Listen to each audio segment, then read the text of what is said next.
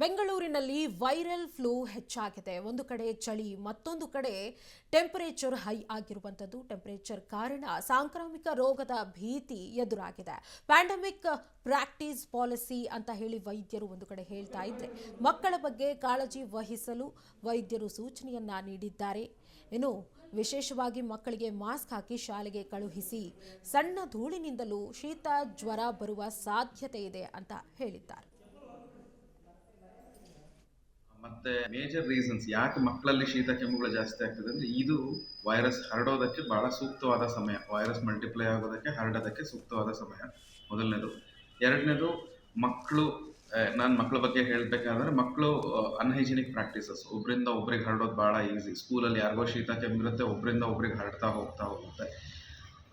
ಮತ್ತೆ ಹೊರಗಡೆ crowded places, school ಬಿಟ್ಟು ಬೇರೆ ಇನ್ನೆಲ್ಲ ಕಡೆ ಕ್ರೌಡೆಡ್ ಪ್ಲೇಸಸ್ ಇದ್ರು ಅಲ್ಲೂ ಅಷ್ಟೇ ಶೀತ ಕೆಮ್ಮುಗಳು ಯಾರೋ ತುಂಬಾ ಜಾಸ್ತಿ ಇರುವಂಥವ್ರು ಇದ್ದಾಗ ಅಕ್ಕಪಕ್ಕದವ್ರಿಗೆ ಹರಡೋ ಚಾನ್ಸಸ್ ಜಾಸ್ತಿ ಇರುತ್ತೆ.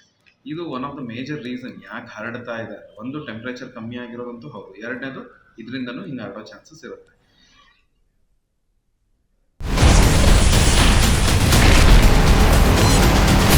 Ashwavega English News. Coming soon. Your channel, your voice, your trust.